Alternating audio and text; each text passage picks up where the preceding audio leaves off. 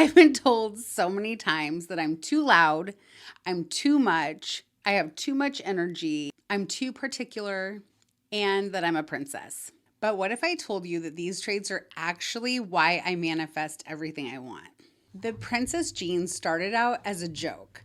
My husband would say it every single time that I would order something in a restaurant and have specifications or changes.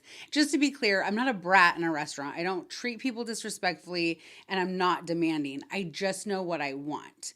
So every time I would have all my specifications of how I wanted my food, or every time we'd stay in a hotel or an Airbnb and I had to order a pillow on Instacart because I couldn't use the one they had there, or really what started the whole thing, honestly, is we ordered pizza, and I love vegetarian pizza with pineapple, which no vegetarian pizza comes with pineapple. So you always have to add the pineapple, and a lot of times that add-on gets forgotten. And I'm not mad about it. I'm just not going to eat it because it's not what I want. So I'll call and just tell them, like, hey, I didn't get pineapple on it. Can I either have pineapple delivered or can I get a new pizza with pineapple?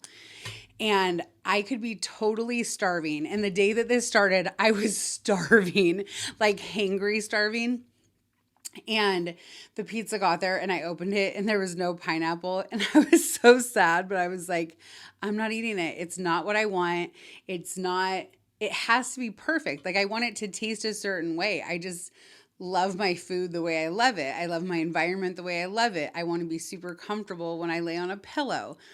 I want to be comfortable in all aspects of everything that I do. And my husband started eating his pizza and he's like, you're really not going to eat. Now I feel bad. Do you want part of mine? I'm like, no, I want vegetarian with pineapple. And I calmly called, got a new pizza delivered, and was totally fine waiting for it. I just had to have it the way that I wanted it. And he's like, you literally have the princess gene. And we both started cracking up and I'm like, what's the princess gene? He's like, you, whatever you are, that's the princess gene. And it started off funny. And so every time I would do anything like that, he'd be like, okay, Princess Jean, kind of joking.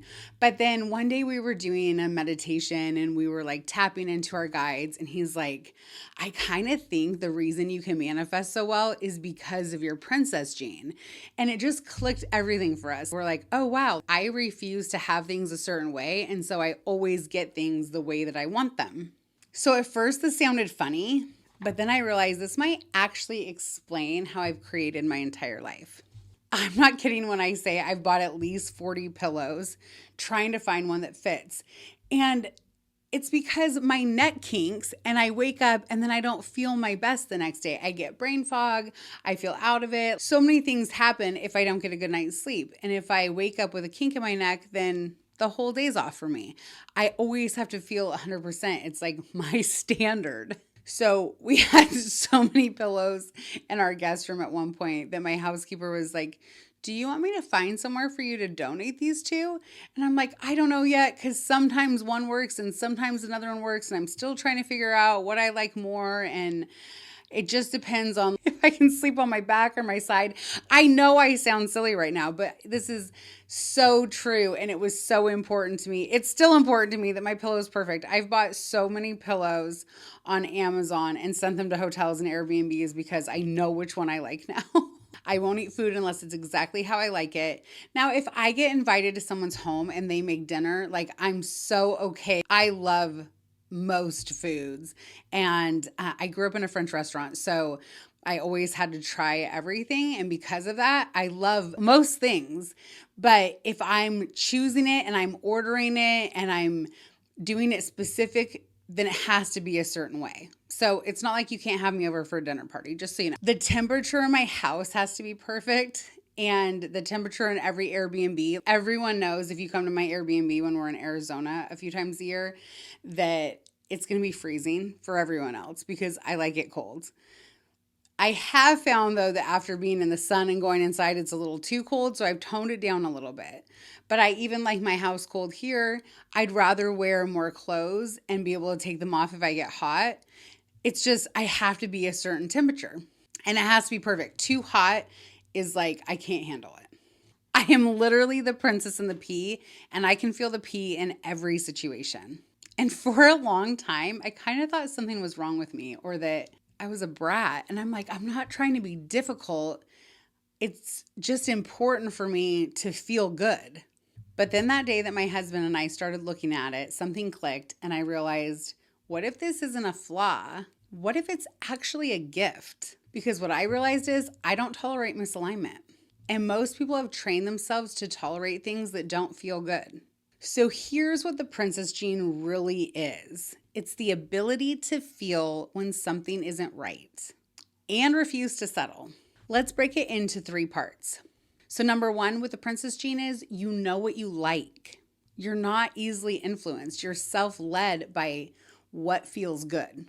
You don't override your discomfort.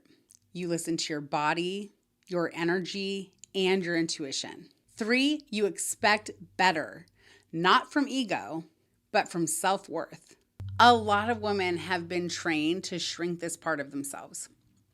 They get told they're too much.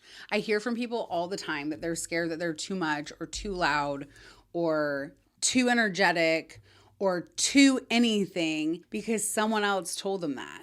But really, they're exactly who they're supposed to be. And when they're not that, they're shrinking. And when you get told over and over again, you're too much, just be grateful, stop being so picky, your subconscious starts to take that on as a truth and you start accepting that. We settle. We tolerate, we disconnect from what we actually desire. But the women who create the most aligned, abundant lives, they don't settle. They trust their standards. They don't say, I guess that's fine. They say, this is not it, and I'm willing to wait for what is.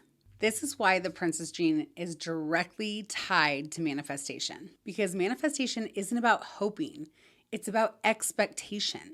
If you expect mediocre, you get mediocre. If you expect aligned, beautiful, and abundant, your life starts organizing around that standard. So how do you activate the princess gene? Because we all have it in us.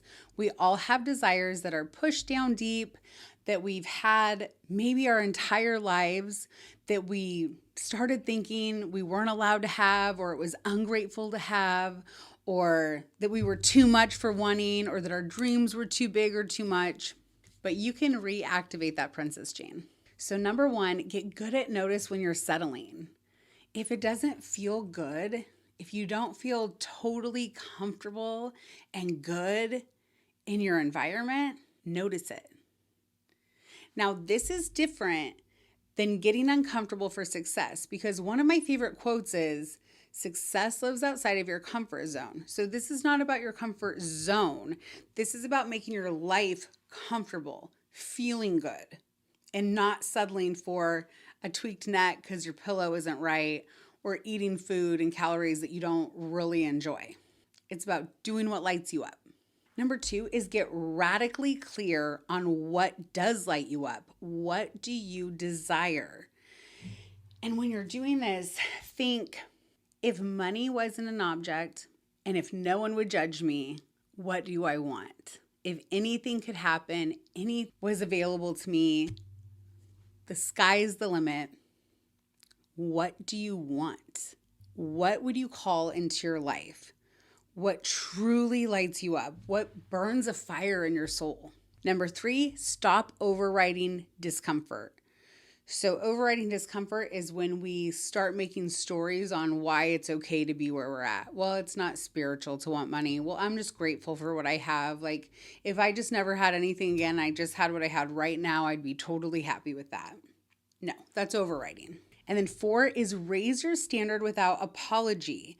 If people are telling you that you want too much, you're spoiled, your standards are too high, throw that out the window. None of that is meant for you to put into your subconscious. High standards create a big life. And when you have high standards and you hold yourself to high standards, you can create anything. You can literally have anything you want. These are some of the topics that we talk about in Legacy League. So if you are looking for more support in this area or looking for a community to build with, check out Legacy League and let's see if we're a good fit for each other.